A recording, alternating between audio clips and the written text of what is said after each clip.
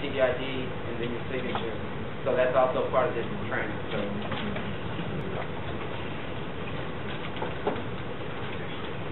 Alright, so as a student organization, I mentioned we have to be trained. All of our members have to be trained. And as a leadership of this organization, we have to present you with that training. So all that's required of you is to sit back and listen, take in what's told, and take heed to the warning, the resources that I have. Alright. So some of the things we'll be going over involve the alcohol, beverages, and illegal drugs. When we're talking about sexual harassment and assault, hazing, fire and other life safety issues. Student organization travel, so anytime we travel to conferences, anytime we go to different places, whether it's social that's far away, there's also those things that we have to think about risk management for. And then also different organizational events as well.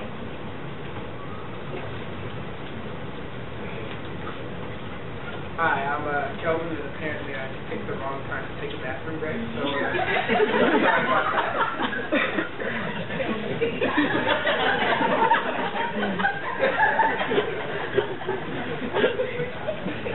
Alright, we're going to jump right into it. So,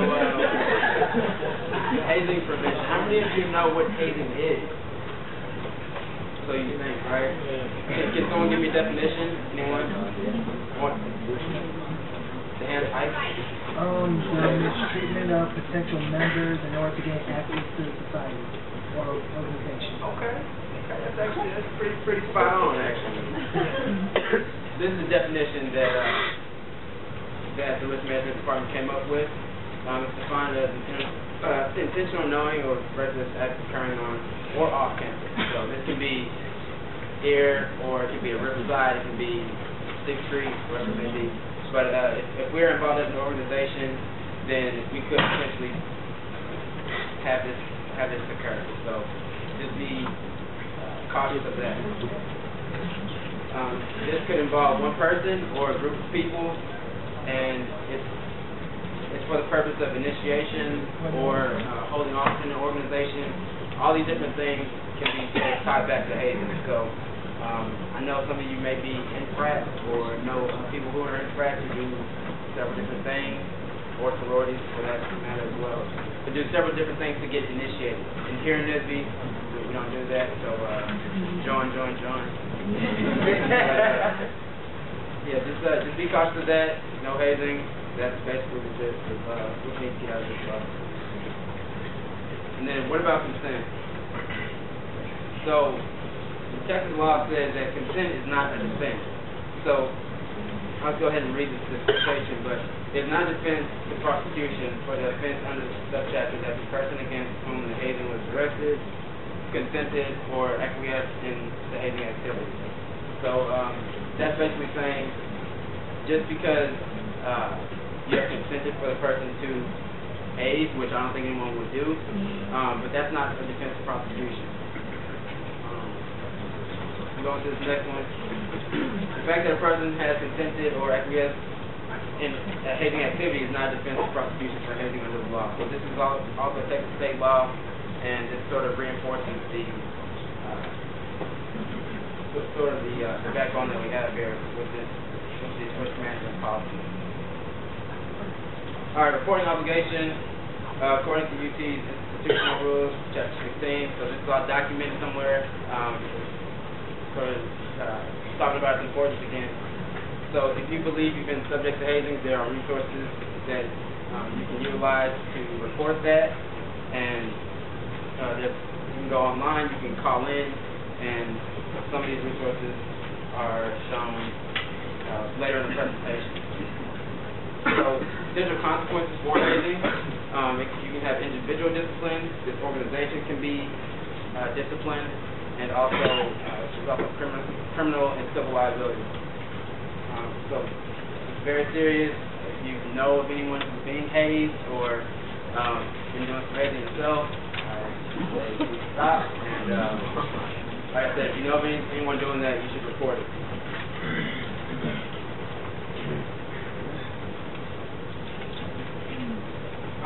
So, drug possession, use, and abuse. Okay, so here's some facts about drugs at UT. 28% of UT students smoke marijuana during the last year. 31% of UT students use illicit drugs during the last year. So, first of all, I'm going to say, you know, shouldn't be doing drugs. Tylenol, all that good stuff. All right. Okay.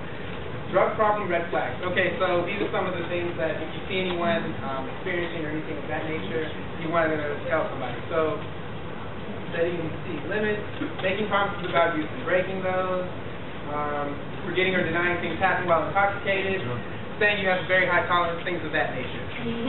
Okay, so potential affected areas. So obviously, some of the things that can be affected if you do use excessive drug use are health and well-being are some important ones, college education, which is the reason all of us are here, so you know that's a big one, graduate school or employment, future, family, friends, and peers, other things of that nature, and I'm sure the list goes on and on. Intervening. Okay, so let's say you do have a friend and you know they do show some of the signs, say, showing of a drug use or things of that nature.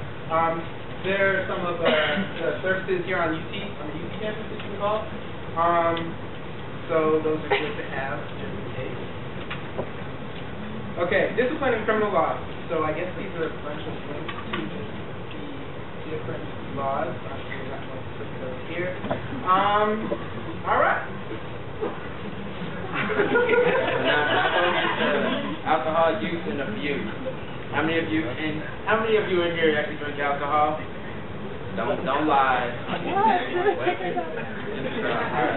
Alright, so this applies to everyone in here. If you were 21 and you had your hand raised, or I'm sorry, if you're less than 21, shame.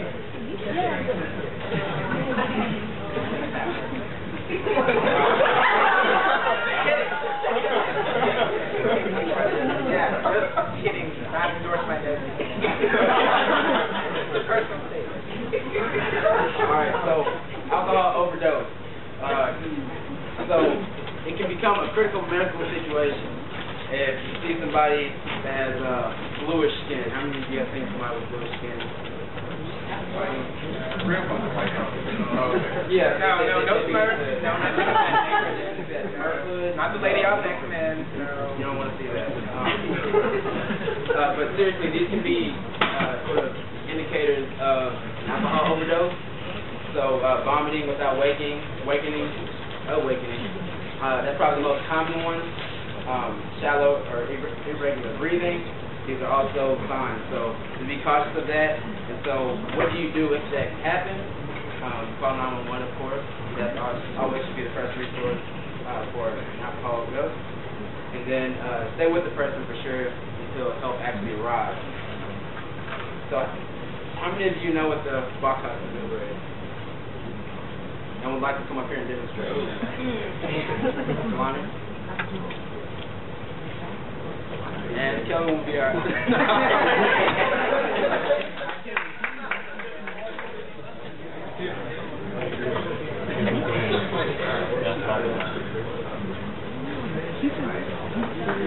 Just sort of talk us through it, and just so everyone can see, you know, we want to, you can do it standing up. Okay, well, let's say a friend is really drunk, and then they're throwing up and they're like half unconscious. Well, you have to like put them in kind of like a fetal position with one of their arms raised that way, vomit, like they won't suck on their vomit, because if you don't put their hand there, then their head can go back and they'll suck on the vomit, and then they're possibly sucking. So when you put your arms up, about like here, so it'll tilt their head in, and that way they can throw up.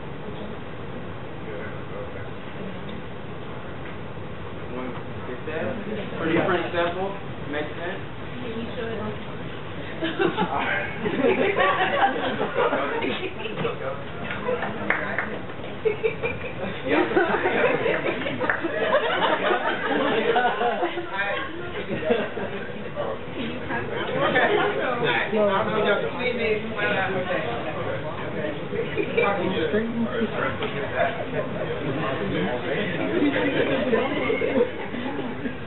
Everyone see this? Yeah.